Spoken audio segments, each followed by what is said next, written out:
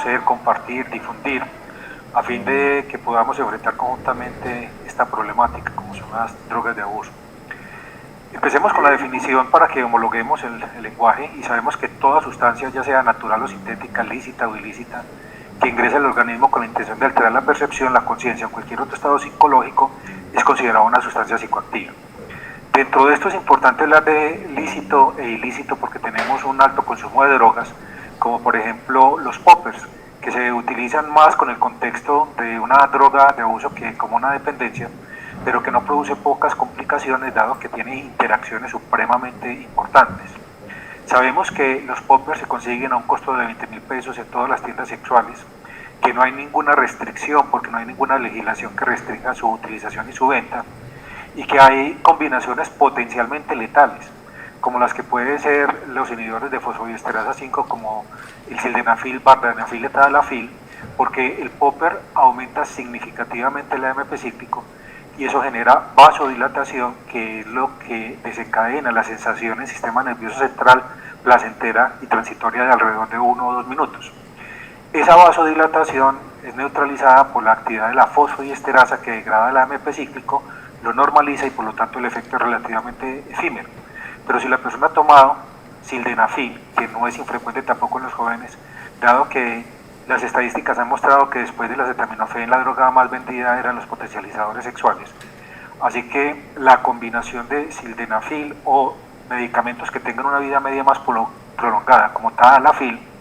inhiben la acción de la fosfodiesterasa y por lo tanto el AMP cíclico queda aumentado sin quien lo neutralice, y por lo tanto se produce una vasodilatación sistémica importante con hipotensión, shock y muerte. Y hemos tenido algunos adolescentes que llegaban muertos a los servicios de urgencias estando en moteles cuando habían consumido poppers, y es por el desconocimiento de la no combinación, por ejemplo, de estos dos tipos de sustancias psicoactivas, que las venden incluso de manera conjunta en las tiendas sexuales. También es muy importante familiarizarnos con la jerga que se va dando, y en la medida en que va progresando, apareciendo nuevas palabras con otros significados, comenzar a difundirlos, porque eventualmente esa jerga nos lleva a que desconozcamos específicamente qué es lo que potencialmente se está utilizando, porque, por ejemplo, la palabra mangazo, yo la primera vez que la escuché la interpretaba con un mango, y el mangazo era aplicarse tricloretano o tricloretileno, que vendían a 1.000 pesos la dosis, en la manga de la camisa o en el saco, y por lo tanto se lo colocaban alrededor o colocaban una bufanda y ahí les aplicaban la dosis y empezaban a inhalar durante el tiempo que demoraban en entrar al colegio, y empezaban las clases, ya tenían un efecto psicoactivo que no era detectado. Y cuando nos hablaban de la ley del TUSIC y no conocíamos muy bien del 12B, de los papelitos haciendo referencia a la LCD, de la cremallera de ruedas o de la tableta que ellos refieren, tableta por la aparente forma de tabla que tiene un blister que tiene 10 tabletas, nos hablaba que es importante familiarizarnos con ello para poder interrogar y precisar aspectos como el consumo de la marihuana cripa o el consumo de la marihuana regular o crespa, porque sabemos que la cripa como tal es una droga modificada, porque genéticamente se seleccionó de manera tal que al recibir luz permanentemente en los sitios donde se elabora, en los viveros donde se produce, se genera un aumento tan significativo del tetrahidrocannabinol que cuando hablamos de la marihuana de la década de los 70, que tenía un 3.5%, se mejoró cuando se obtuvo la variedad Golden Hawaii en Estados Unidos después de pasar por la Punto Rojo colombiana, y se llegó a un 7% duplicándola, y se pensaba que eso era excesivo, pero en la actualidad hay un 20 o 40% de combinación de tetrahidrocannabinol activo en la marihuana tipo cripa, lo que significa que el consumo de un cigarrillo de marihuana actualmente equivale a alrededor de los 7 cigarrillos que previamente se consumían en la década de los 70, y eso nos habla del rápido deterioro que se produce a nivel cognitivo en los pacientes consumidores de cripa. No olvidemos que el alcohol es una de las sustancias que debemos continuar trabajando, porque si bien producen un deterioro psicoactivo mucho más rápido y notable, las sustancias ilícitas, es importante tener presente que la puerta de entrada son las sustancias de utilización común como el alcohol y el cigarrillo, y que el consumo en mujeres ha sobrepasado ya el consumo de los hombres en relación con lo que tenemos con el alcohol, y que la cannabis empieza cada vez más tempranamente y que ha crecido exponencialmente con el concepto errado de que la marihuana es medicinal.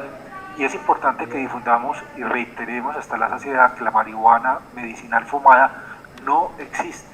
Muy diferente fumarla a tener todo el proceso de investigación, de purificación, de extracción, selección, aislamiento y luego los estudios clínicos que permiten la utilización de algunos de los compuestos como el cannabidiol, el CBD y no el tetrahidrocannabinol, el THC.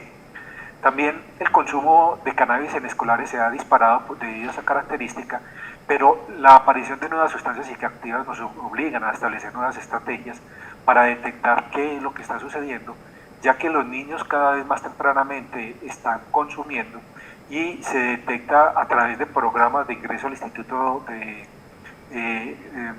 Instituto de Informaciones Misionales, el Instituto de Bienestar Familiar, que se aumenta significativamente desde los 5 años incluso el consumo de algunas de las sustancias psicoactivas. Sabemos que las drogas de diseño pueden clasificarse en 4 grupos que son de las nuevas: las feniletilaminas o anfetaminas, las arilexilaminas fenciclidina, que hemos tenido posibilidad de detectarla eventualmente, los derivados opiáceos, dentro de los cuales obviamente la heroína sigue siendo la de más alto consumo, pero no olvidemos que debemos trabajar para que exista una regulación en relación con la venta con fórmula de tramadol, ya que la droga de abuso más frecuentemente legal va siendo el tramadol, con base en publicaciones y investigaciones que se han hecho en el área local, y que tenemos una gran cantidad de personas adictas a tramadol con frecuentes recaídas, dada la característica de que el tramadol no solamente es un inhibidor de la recaptación de serotonina, sino también un agonista opioide débil, y esa característica dual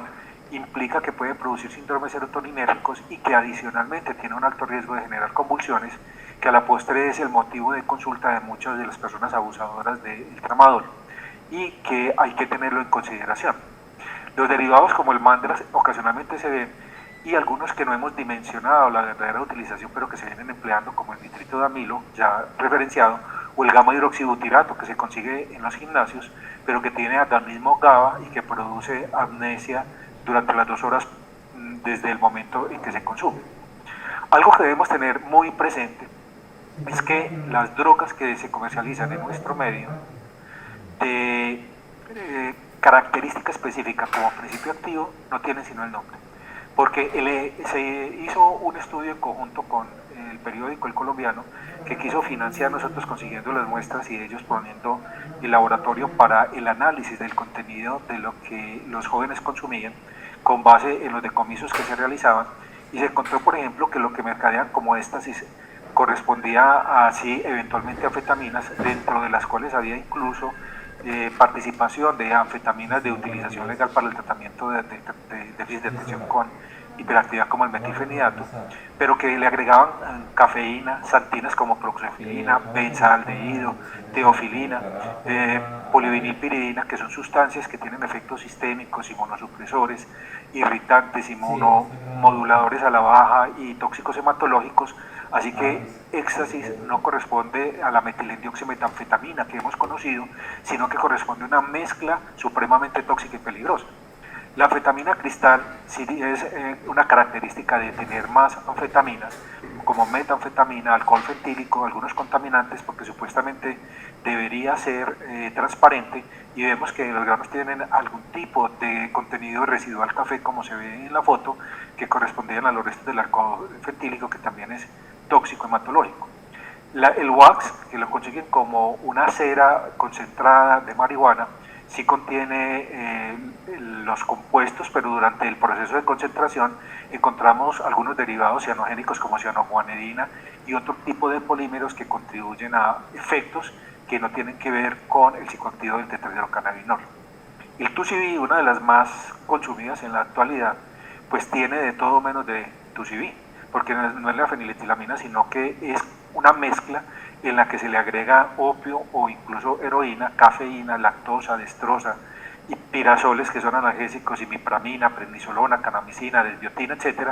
Y de esa manera la mercadean combinando sustancias que tienen efecto estimulante con efecto depresor, a fin de emular un poco aquello que conocimos, como por ejemplo la denominada bola rápida en Estados Unidos,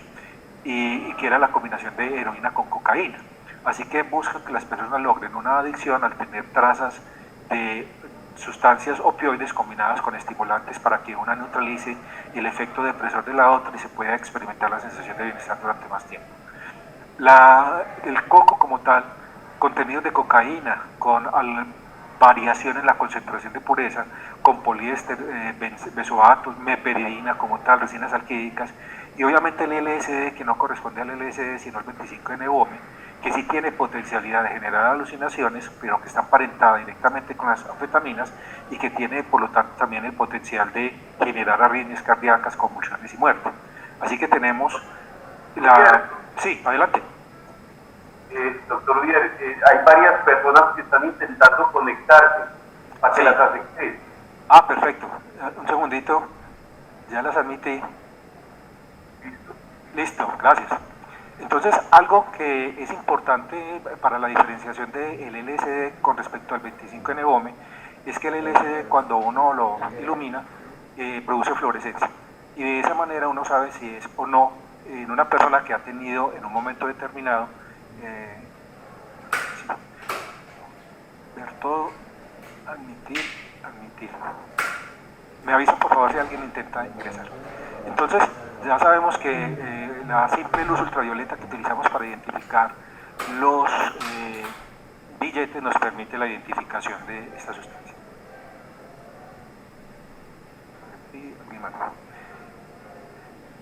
Es muy importante, dado que tenemos una gran cantidad de pacientes adictos a opioides, que hay diferentes alternativas de sustitución, y definitivamente la sustitución es algo que es indispensable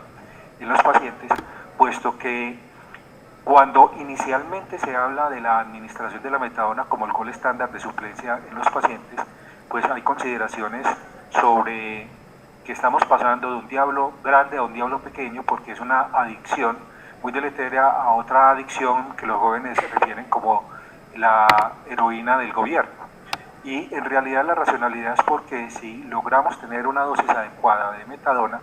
pues va a ser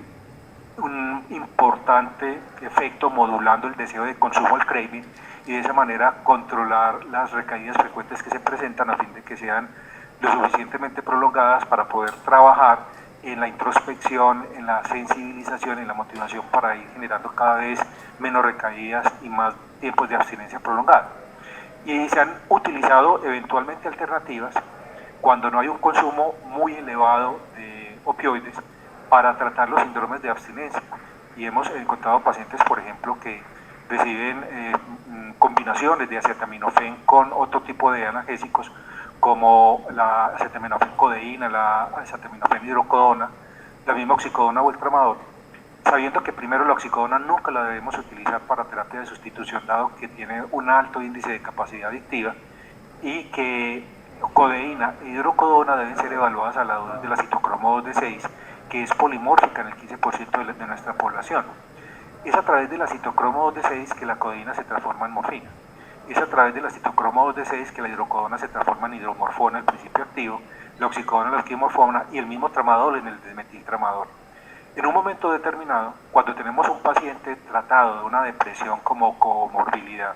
y le mandamos medicamentos que inhiben la citocromo 2D6 de forma potente, como podría ser la fluoxetina, la paroxetina o el bupropion, pues no se convierten a través del proceso metabólico hepático en sus metabolitos activos, morfina, hidromorfona, oximorfona o desmetiltramadol, de la codeína, hidrocodona, oxicodona y tramadol respectivamente, y aquí estamos generando una alteración en la respuesta esperada e incluso podemos generar toxicidad, por ejemplo, en pacientes consumidores de cannabis, porque el delta 9 tetrahidrocannabinol se metaboliza a través de citocromo 2D6 y de citocromo 3A4. En el momento en que la citocromo 3A4 y 2D6 es inhibida con medicamentos como bupropion, paroxetina, como la fluvoxamina o la fluoxetina de más frecuente utilización, lo que logramos es no metabolizar el delta 9 tetrahidrocannabinol, aumentar sus concentraciones y eventualmente agravar el deterioro cognitivo que presentan estos pacientes.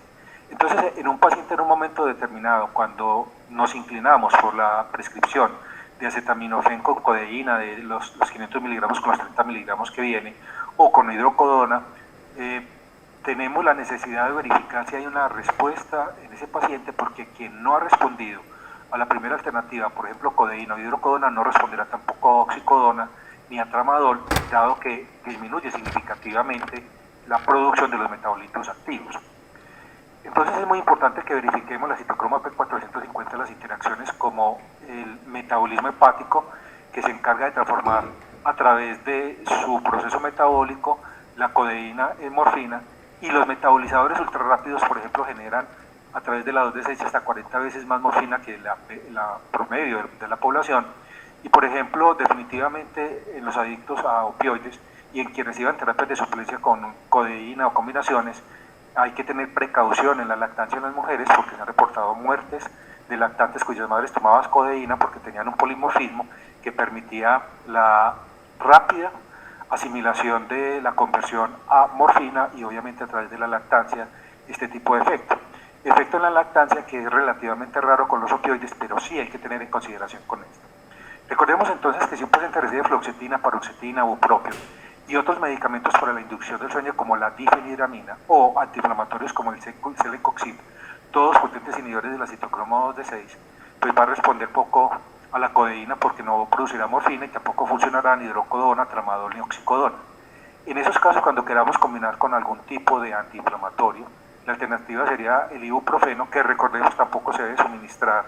en el contexto de la COVID porque favorece la expresión de la proteína Spike y teóricamente podría ser deletérea. Así que tenemos que utilizar alternativas antiinflamatorias, si es que queremos, diferentes, como el naproxeno y obviamente el acetaminofeno. Cuando nosotros evaluamos los pacientes es importante tener en consideración la función renal, porque la gran mayoría de opioides se elimina a través del riñón, y sabemos que a partir de los 30 años hay un 1% de pérdida constitutiva del funcionamiento glomerular, de manera tal que una persona a los 60 años ha perdido mínimamente el 30% de la función glomerular sin que eso se vea reflejado en la creatinina, porque paralelamente hay pérdida de la masa muscular de donde proviene la creatinina. Así que es importante que en nuestros pacientes, cuando vamos a prescribir opiáceos, contemos con la posibilidad de verificar el funcionamiento renal mediante la solicitud de la creatinina, y si es una persona que tenga 40, 50, 60 años, aplicar las fórmulas tradicionales que a todos nos enseñaron, como la de Cockcroft, en la cual nos decían que la depuración de la creatinina es a 140 menos la edad por el peso dividido 72 por la creatinina sérica. Esa fórmula y otras que hay disponibles en la internet para averiguar cómo está el funcionamiento de la creatinina nos permite también ser prudentes con la utilización de terapias de sustitución opioide y entender por qué a veces hay complicaciones y efectos relativamente prolongados, porque todo aquel que haya comprometido su función renal pues tendrá un efecto mucho más intenso.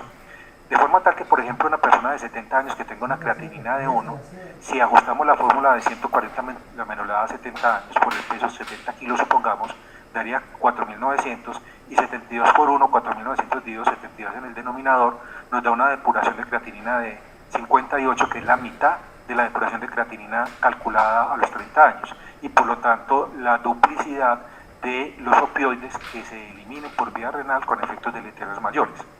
En el contexto de los pacientes es muy segura la metadona, porque la metadona tiene una eliminación fecal predominante, y cuando hay falla renal se puede utilizar porque se convierte la eliminación fecal en la principal ruta de administración.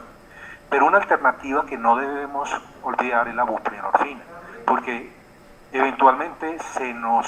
acaba la metadona, se nos agota la metadona, y a todos nos ha pasado que los pacientes, al no tener la terapia de sustitución, hacen un síndrome de abstinencia y recaen.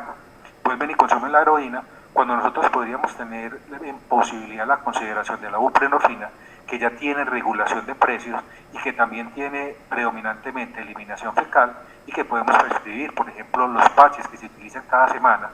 y un mes 4 parches, o los que se utilizan cada 3 días dependiendo de la dosis, que son dosis más bajas, 10 parches por mes, y eso nos facilita entonces tener una terapia que permite un control un poco más estricto, dado que no es tan fácil la consecución de parches como si se consigue en el mercado negro la metadona, y como hay una utilización eventualmente inadecuada de las dosis, llevando a que se acaben antes de tiempo o que se utilicen para la venta.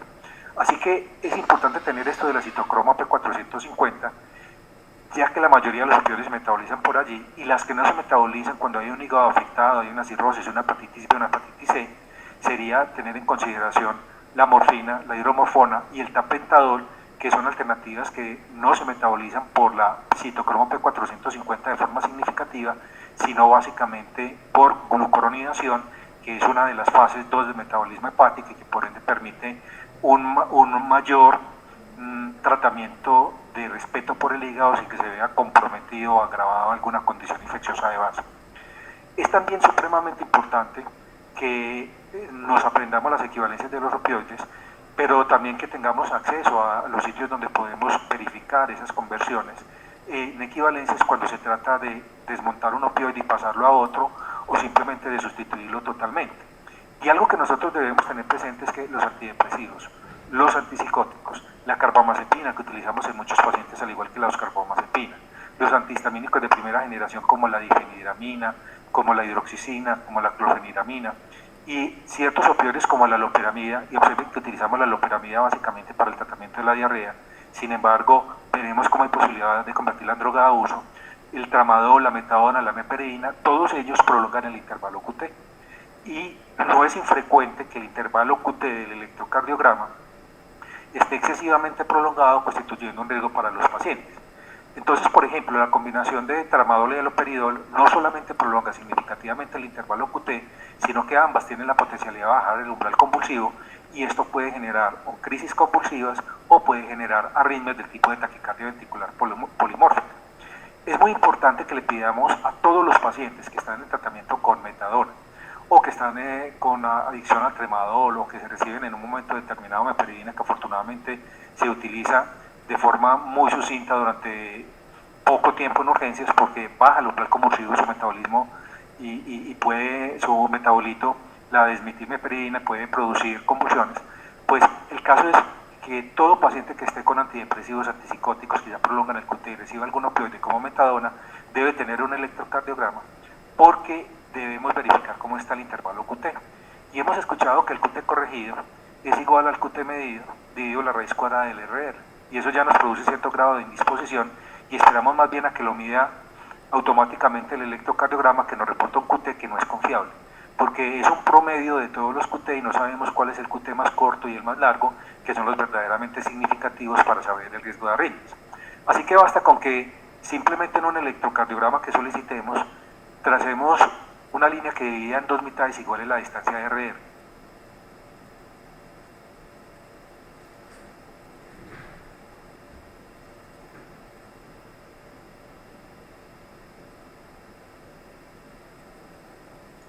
Calculadora para verificar si se acerca a 500, porque por encima de 500 hay riesgo de una arritmia potencialmente letal como la taquicardia ventricular polimórfica o puntas torcidas.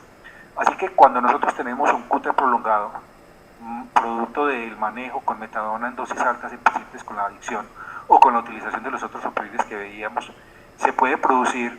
en algún momento una bradicardia como un factor coexistente porque se presente vómito propio de los opioides, o porque se presente en un momento determinado un baño con agua fría, el consumo de una bebida muy helada, etc. Es un estímulo vagal que finalmente va a llevar a producir una bradicardia transitoria, que es el requisito indispensable para que un QT prolongado desencadene la taquicardia ventricular polimórfica. Observemos aquí cómo en este trazado se llega a 47 y en el momento de 47 arranca la taquicardia ventricular polimórfica o puntas torcidas. Es muy importante tener presente que una taquicardia ventricular polimórfica las hay de dos tipos diferentes de presentación y abordaje. Porque cuando una persona hace un tipo de taquicardia de estas características, lo primero que deberíamos tocar era el pulso, porque en la gran mayoría de los casos corresponde a una actividad eléctrica sin pulso,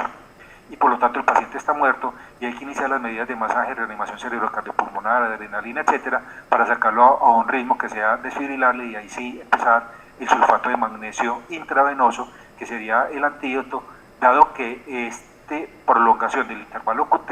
está generado, entre otras, por el bloqueo de los canales de potasio, de manera tal que cuando hay despolarización intrasodio, sale el potasio, y cuando tenemos un medicamento como metadona en dosis altas, pues tenemos ese bloqueo de canales de potasio y no podemos suplementar potasio en grandes dosis por vía parenteral, pero el segundo ion intracelular en importancia y estabilización de la membrana es el magnesio, y de esa manera sí podemos dar magnesio 2 a 4 gramos intravenosos, evitando que la arritmia nuevamente reaparezca si tenemos ahí mientras se traslada el paciente a un servicio de urgencias. Entonces recordemos que el antídoto no es magnesio ni mucho menos, sería de utilidad en pacientes que hagan episodios transitorios autolimitados de taquicardia ventricular polimorfa, pero no en aquellos que tienen instaurado, que se colapsan porque tienen una actividad eléctrica sin pulso.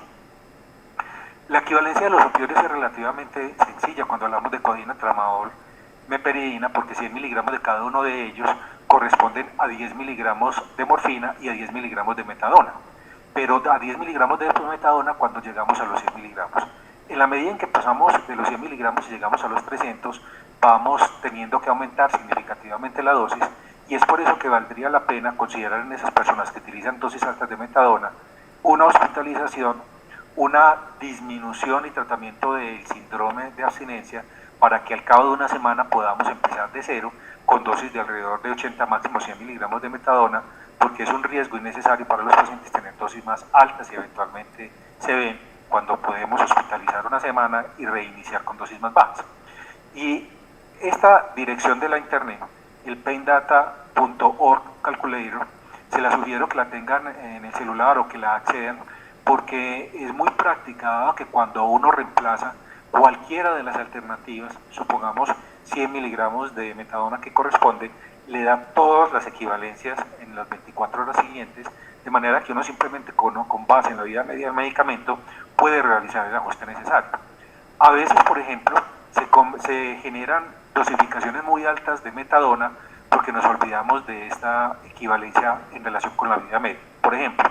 cuando nosotros tenemos un paciente en un contexto hospitalario que está con un síndrome de abstinencia, la manera más rápida y práctica de quitarle el síndrome de abstinencia es utilizar morfina. Y si nosotros utilizamos, por ejemplo, 10 miligramos de morfina y no se dio el síndrome de abstinencia, y repetimos 20 y ya con eso se dio el síndrome de abstinencia, la dosis total empleada para controlar los síntomas del síndrome de abstinencia dividido 2, es decir, los 10 miligramos, ya que utilizamos 20, sería la dosis que esa persona requiere para seguir manejando su síndrome de abstinencia. Y si lo vamos a pasar a metadona, la dosis total de la morfina dividido 3 es la dosis de metadona. Me explico. Si tenemos un paciente hospitalizado con una condición en la cual exija 10 miligramos intravenosos de morfina cada 4 horas, porque su vida media es corta, para un total de 60 miligramos día, y lo vamos a pasar a metadona,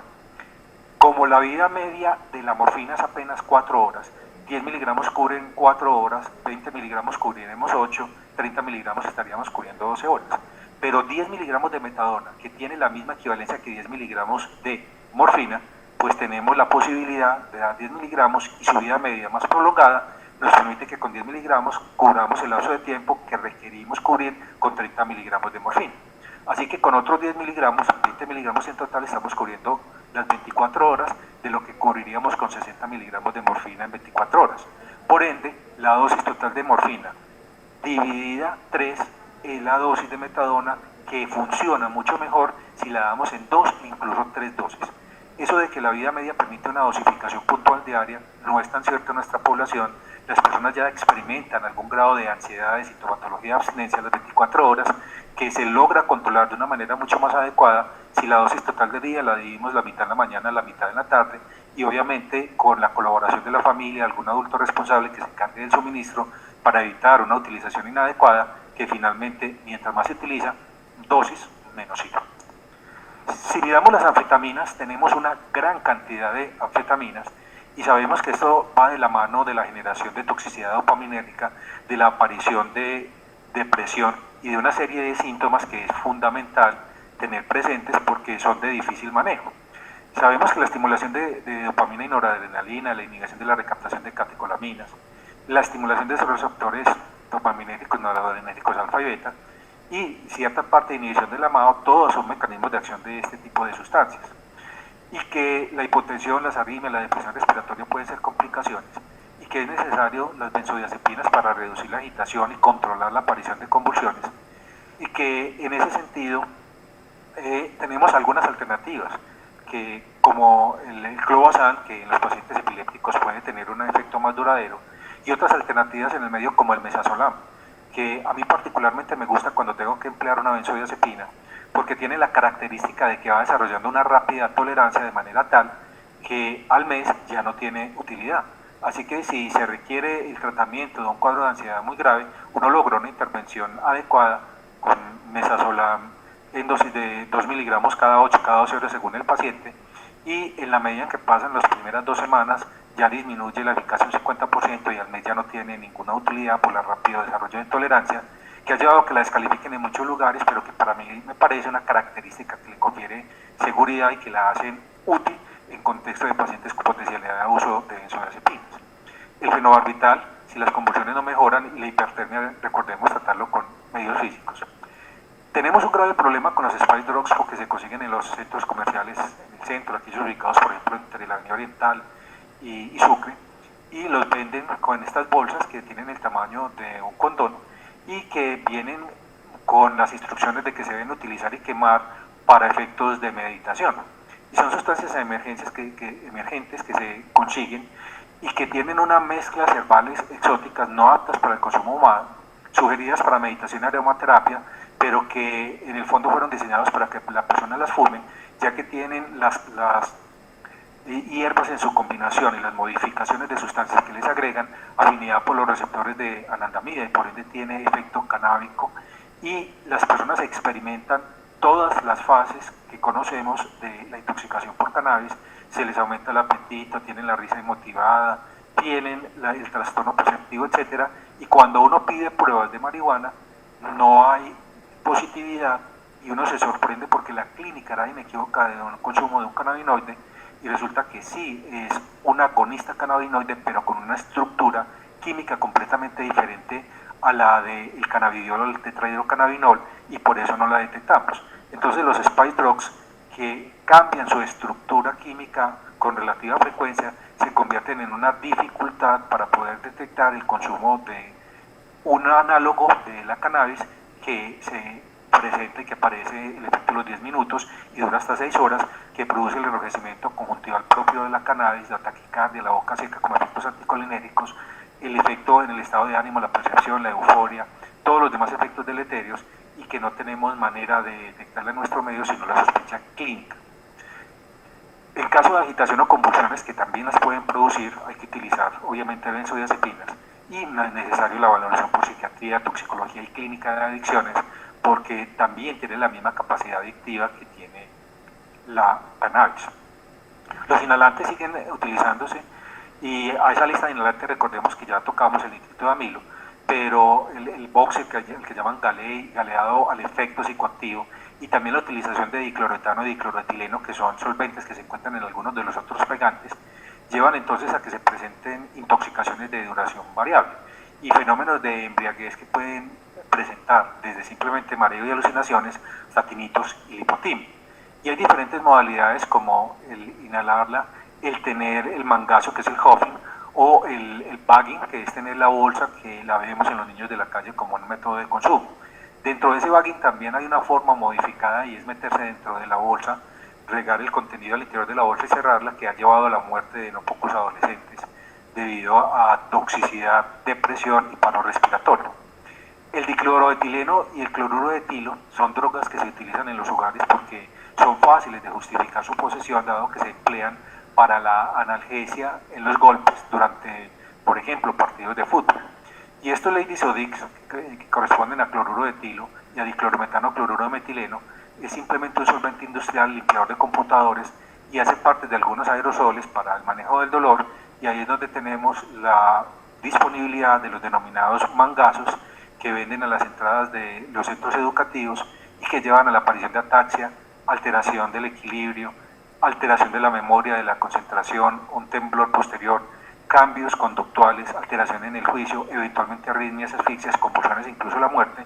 Y la utilización crónica de estos inhalantes puede producir cuadros psicóticos de incoordinación y de alteración importante de las capacidades cognitivas. Estos pacientes cuando llegan a los hospitales presentan, entre otros casos, por ejemplo, alteraciones a nivel renal, porque algunos de estos pueden contener incluso tolueno, que es un potente tóxico del túbulo contorneado proximal donde retenemos el potasio. Entonces hemos tenido casos de parálisis muscular hipopotasémica secundarias al consumo de estos inhalantes, y obviamente hay que hacer colocación de catéteres centrales para una represión agresiva, ya que llegan con niveles de potasio, por ejemplo, de 1, cuando lo normal es de 3,5 a 5,5. Se estabilizan estos pacientes, se hidratan, se corrigen las arritmias, a veces hay necesidad de utilizar beta bloqueadores o cardioversión según el ritmo que presente, y las benzodiazepinas. Recuerden que definitivamente el poppers debemos tener algún tipo de manifestación. Hemos permanecido demasiado tiempo en silencio, coexistiendo con la venta de los poppers como drogas de consumo, pero recordemos que los poppers inhiben la adhesión de los neutrófilos, es decir, son inmunosupresores, inhiben la agregación plaquetaria y pueden favorecer sangrados, llevan a la inhibición de la expresión de moléculas de adhesión que afecta el funcionamiento de macrófagos, inhibe el crecimiento del músculo liso que tiene que ver con reparación y aumenta el GMP cíclico, que es lo que produce la vasodilatación. Así que tenemos un usuario que está inmunosuprimido, con facilidad de adquirir infecciones de índole viral, ya sea por VIH, hepatitis B, hepatitis C o incluso la misma COVID. La metamoglobinemia es uno de los efectos que produce el consumo frecuente en términos de horas de dosis del nitrito de amilo, y podemos perfectamente con la sangre de una persona colocarla en una servilleta o en un papel absorbente, una gota, y colocar la sangre de una persona que sospechemos está bajo el efecto del popper, y vamos a ver un cambio en el tono que va hacia el oscurecimiento y se pierde ese color escarlata, teniendo un color que es más café. Y esto nos permite hablar de un porcentaje de metamoglobinemia que cuando supera el 30% ya es evidente incluso a nivel de la piel, y que implica la necesidad de contar también con azul de metileno, que es el antídoto para convertir esta metamoglobinemia, revirtiéndola, y que la dosis es de 1 miligramo por kilogramo de peso en 5 minutos diluido en solución salina, y que el paciente mejora dramáticamente en minutos. No olvidemos advertirle a los pacientes que si consumen poppers no pueden consumir sildenafil, vardenafil o tadalafil, porque el nitrito de amilo del popper aumenta el GMP cíclico, que es degradado por la fosfodiesterasa. Los potencializadores sexuales sildenafil, vardenafil y tadalafil lo que hace es inhibir la fosfodiesterasa, que por lo tanto no tiene capacidad de regresar el GMP cíclico a sus niveles funcionales, y esto va a generar hipotensión, shock y muerte. Así que personas que consumen poppers, pero que también consuman alcohol, que no se hidraten bien, las mujeres en embarazo y lactancia, las personas que tienen anemia, los que tienen alguna reserva cardíaca comprometida, que no es infrecuente como un efecto residual por el consumo de la cocaína, el hipertiroidismo, los alérgicos a la tartracina, porque el color amarillo de los poppers es porque contiene tartracina, y fenómenos como el glaucoma, porque la vasodilatación ocular lleva al aumento de la presión ocular. Todos pueden tener complicaciones importantes cuando consumen el nitrito de amilo que detectamos por la cianosis. No dejemos de lado el síndrome serotoninérgico y las drogas, porque recordemos que las anfetaminas, como el éxtasis, el LSD, el 5-NOM y otro tipo de sustancias, dentro de las cuales tenemos sustancias tan comunes como el ginseng, como la hierba de San Juan, productos que contienen triptofánico, el Hipericum perforatum, que es el OK, etcétera. Tenemos que educar a los pacientes de no utilizarlas, porque hay posibilidad de que cuando se presenta en combinación con medicamentos tradicionales de utilización amplia para el manejo de depresiones, se presenten síndromes serotoninérgicos con hipertensión, taquicardia, agitación, hiperreflexia, clonos, convulsiones. Y miremos que medicamentos como sertralina, fluoxetina, fluoxamina, paroxetina, citalopram y todos los ISRS o duales tienen la capacidad potencial de tener interacciones con tramadol, con fentanilo, con meperidina, con los cetrones que se utilizan como antiemético, con los triptanes para las migrañas y con una gran cantidad de otro tipo de medicamentos. Así que, por lo tanto, identificar el síndrome serotoninérgico, que es indistinguible de un síndrome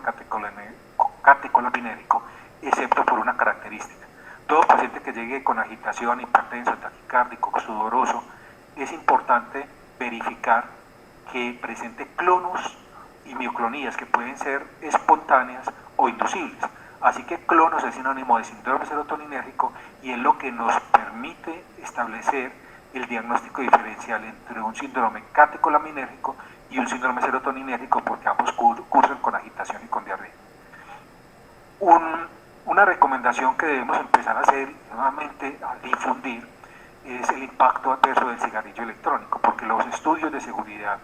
de socialización, de mercadeo fueron hechos por la Philip Morris. Así que nadie va a hacer arte y parte y va a hablar mal de su producto, y el impacto del cigarrillo en varios órganos y sistemas se ha detectado desde mucho antes de que se presentaran las muertes en Estados Unidos. Un año antes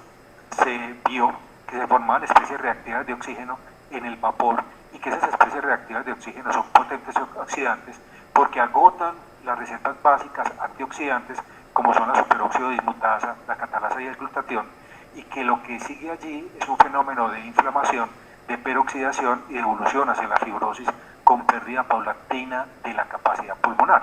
Así que hay alteraciones cardiovasculares, neurodegenerativas, sensitivas y psiquiátricas en el usuario del mapeador. Hay inflamación de los epitelios con alteración de la capacidad de mantener la barrera del epitelio, y esa alteración de la permeabilidad epitelial favorece, por ejemplo, complicaciones graves como neumonía o COVID. Se incrementa la exposición a nicotina cuando los contiene y genera una dependencia a la nicotina,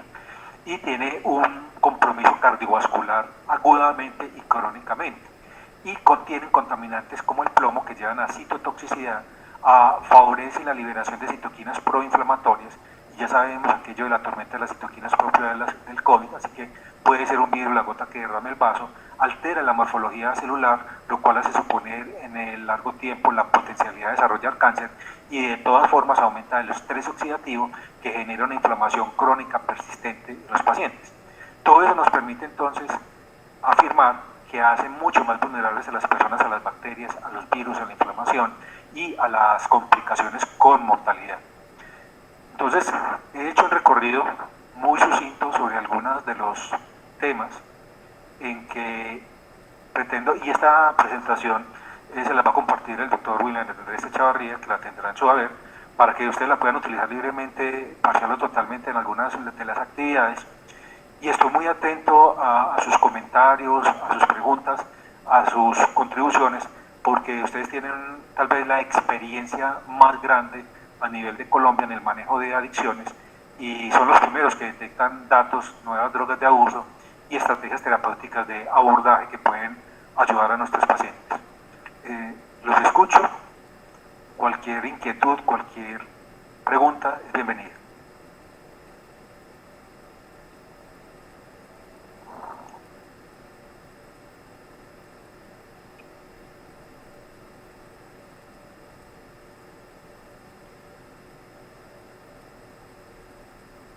Doctor William, muchas gracias. Doctor William Andrés Echavarría, muchas gracias por la invitación y por tener el privilegio de compartir con profesionales de tan alta calidad como los que constituyen Carisma. Vamos a, de todas formas, esta conferencia fue grabada y con su permiso la vamos a colgar en un acceso restringido de solo